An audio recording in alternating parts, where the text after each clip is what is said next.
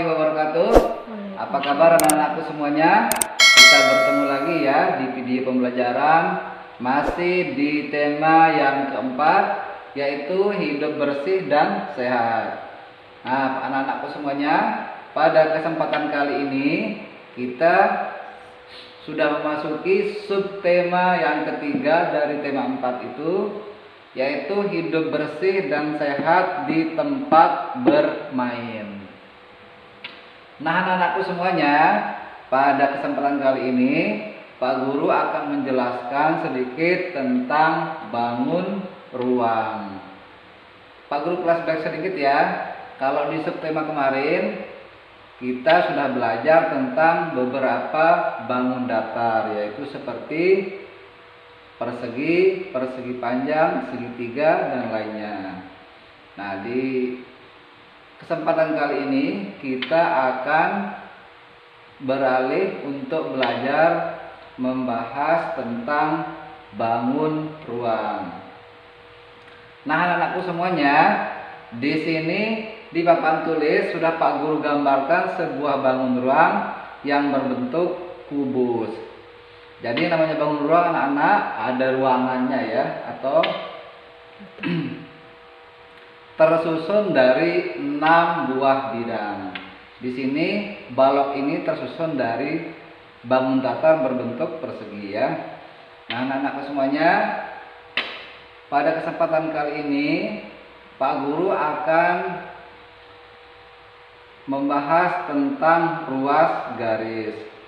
Seperti kemarin yang Pak Guru sampaikan, kalau garis itu adalah suatu garis yang menghubungkan antara dua titik. Misalnya dari titik A ke titik B itu dihubungkan oleh garis. Nah, sekarang dibangun ruang seperti ini, kita akan mencoba menghitung ruas garis yang menyusun dari bangun-bangun kubus tersebut.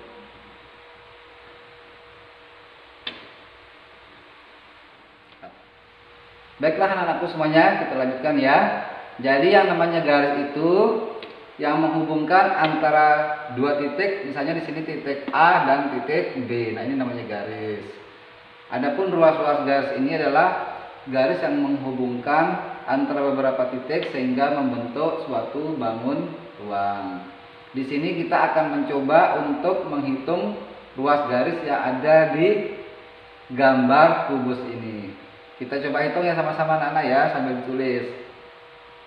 Ruas garis.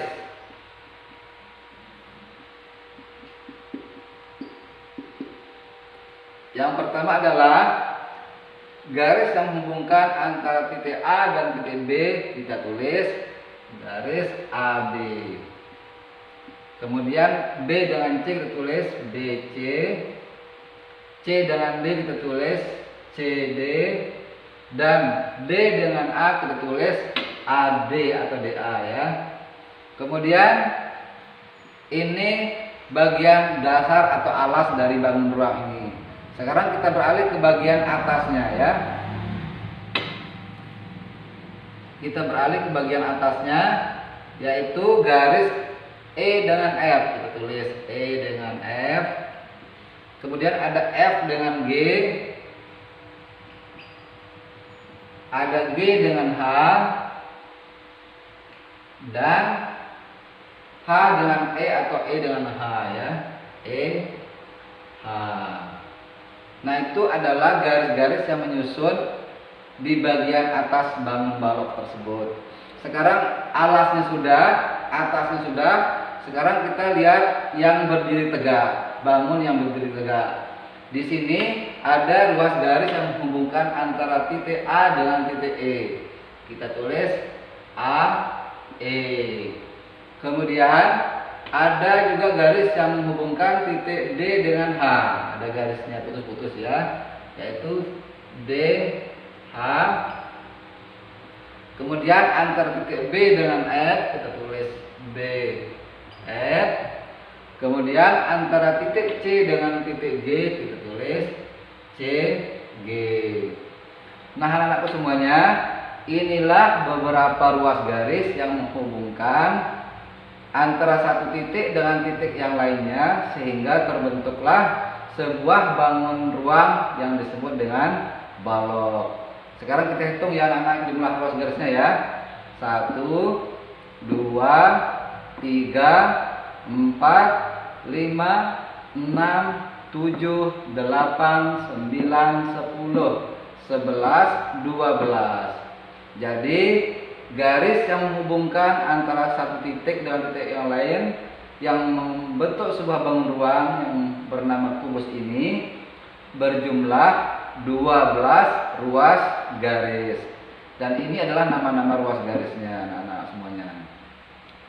Nah, anak semuanya, setelah mendengarkan penjelasan Pak Guru tadi, Pak Guru minta kepada anak-anak untuk menggambar 2 buah bangun ruang yang ada di buku, digambar di lembar kerjanya atau lembar soal yang Pak Guru berikan. Kemudian setelah digambar, anak-anak mencoba untuk menentukan ruas-ruas garis yang menyusun bangun tersebut seperti yang sudah Pak Guru jelaskan di sini. Semangat ya anak-anak semuanya. Kita lanjutkan lagi ya materi kita, masih di tema 4, subtema yang ketiga, yaitu hidup bersih dan sehat di tempat bermain. Nah anak-anakku semuanya, pada kesempatan kali ini Pak Guru akan menjelaskan sedikit tentang cara mengisi bagan atau diagram seperti ini ya. Sudah 2 subtema yang ada gambar seperti ini, dan setelah Pak Guru periksa ternyata masih banyak yang salah dalam menjawab bentuk seperti ini. Makanya Pak Guru jelaskan sedikit ya. Bagi yang sudah tahu alhamdulillah, dan ini mudah-mudahan yang belum tahu nanti tidak salah lagi saat mengisi.